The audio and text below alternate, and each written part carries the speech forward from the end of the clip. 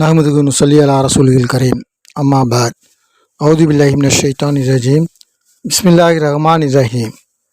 கண்ணியத்திற்குரிய பெரியோர்களே, சகோதரர்களே, சகோதரிகளே, அல்லாஹு தஆலா இறுதி நாளின் போது அல்லாஹு தஆலாவுடைய அந்த இருப்பிடத்திற்கு வலது பக்கத்திலே நின்று கொண்டிருக்கக்கூடிய மக்கள் அவர்கள் சிறப்பு வாய்ந்தவர்களாக இருப்பார்கள். அந்த வலது பக்கம் இருக்கக்கூடியவர்களே குர்ஆனிலே குறிப்பிடக்கூடிய நேரத்திலே வலதுசாரியினர் என்று அல்லாஹ் தஆலா குறிப்பிடுகிறான். அப்படிப்பட்ட அந்த வலதுசாரியினர் அவர்களுடைய கேள்வி கணக்கெல்லாம் கேட்கப்படக்கூடிய நேரத்தில் அவர்களுக்கு அந்த செயலேடுகள் கேள்வி கணக்கு எல்லாம் கேட்கப்பட்டு முடிக்கப்பட்ட பிறகு செயலேடு அவர்களுடைய ஆமல் நாமங்கிற பட்டோலை அவர்களுடைய வலது கையில் கொடுக்கப்பட்டிருக்கும். இந்த வலது கையில் யார் வாங்குறாங்களோ அவர்களுக்கு மிகச்சிறப்பு அவர்களுக்கு இருக்குது.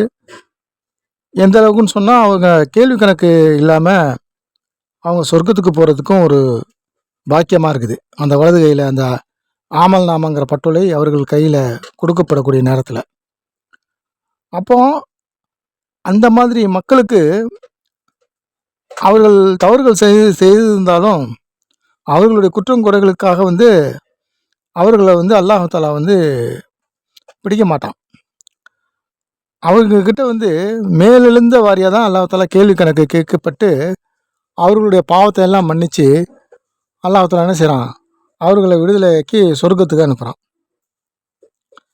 இதை பற்றி நபி ஸல்லல்லாஹு அலைஹி வஸல்லம் அவர்கள்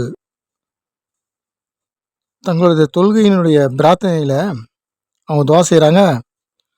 இறைவா, இலகுவான கேள்வி கணக்கை எனக்கு அருள்வாயாக என அடிக்கடி இறைவனை பிரார்த்தித்து வருவார்கள்.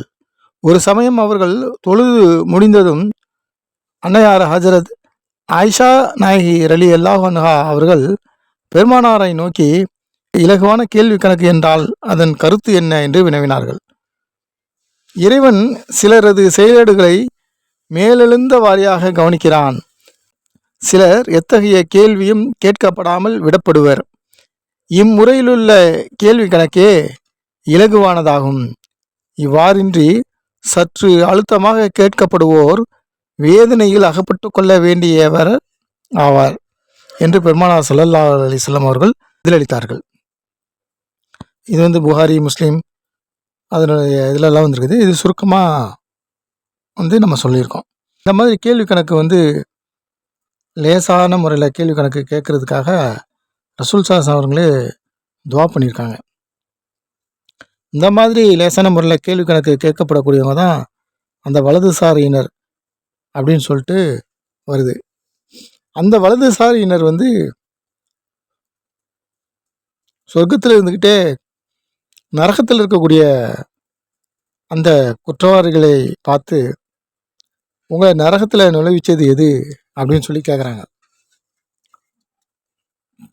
அப்போது அந்த சொர்க்கவாதிகளை பார்த்து அந்த நரகவாதிங்க சொல்லுவாங்க, நாங்கள் நரகத்தில் தள்ளப்படுறதுக்கு 4 காரணங்கள் இருக்குதுன்னு சொல்லி சொல்லுவாங்க. இந்த 4 காரணங்களில் முதலாவது காரணம் நாங்கள் தொழக்கூடியவர்களாக இல்லாமல் இருந்தோம். உலகத்தில் வாழக்கூடிய நேரத்தில் அத்தியாவசிய வணக்கமான தொழுகையை நிறைவேற்றாமல் இருந்தோம். தொழுவோருடைய கூட்டத்திலையும் சேராமல் இருந்தோம் அப்படின்னு சொல்லி சொல்லுவாங்க. முதலாவது காரணம் இது சொல்கிறாங்க. அப்போ அந்த தொழக்கூடிய அந்த நேரம் இருந்தும் பாக்கியம் இருந்தும் அவங்க அந்த நம்பிக்கை இல்லாமல் என்ன செஞ்சிட்டாங்க, தொழாமல் இருந்துட்டாங்க, இல்லை அசட்டையாக இருந்துட்டாங்க. அதே மாதிரி தொழக்கூடிய மக்கள்கிட்டையும் அவங்க சேராமல் இருந்துட்டாங்க. இது முதல் காரணமாக இருக்குது. 2வது காரணம் சொல்கிறாங்க, நாங்கள் ஏழைக்கு உணவு அளிக்காமலும் இருந்தோம். பொருளாதார வசதி எங்ககிட்ட இருந்தும் நாங்கள் ஏழை எளிய மக்களுக்கு, திக்கற்றோருக்கு நாங்கள் உணவளிக்காமல் இருந்து வந்தோம். அதே மாதிரி நாங்கள் சரீர ஆன்மீக வணக்கமும் செய்யலை, பொருளாதார வணக்கமும் செய்யலை ஏன் அப்படின்னு சொல்லி சொல்கிறாங்க. இரண்டாவது விஷயமா சொல்கிறாங்க, எங்ககிட்ட ஆன்மீக வணக்கமும் நாங்கள் செய்யலை, தொழுகை விவாதத்தை செய்யலை, அதை மாதிரி மக்கள்கிட்டையும் நாங்கள் போய் சேர்ந்துருக்கல, அதே மாதிரி பொருளாதார ரீதியாக ஜக்காத்து கொடுக்கல, சதகா செய்யலை, இந்த மாதிரி விஷயங்களை நாங்கள் செய்யலை. இது ரெண்டாவது விஷயம். ரொம்ப மூணாவது விஷயமா என்ன சொல்கிறாங்கன்னு சொன்னால், நாங்கள் கெட்டவங்கக்கிட்ட சகவாசம் பண்ணி அவங்களோட சேர்ந்து இருந்தோம் அப்படின்னு சொல்லி சொல்கிறாங்க. அந்த கெட்டவர்களுடைய விஷயத்தை பற்றி சொல்லக்கூடிய நேரத்தில் அது நிறைய விஷயங்கள் இருக்குது. அவர்களுடைய தேவையில்லாத விஷயங்களில் ஈடுபடுறது எல்லாமே.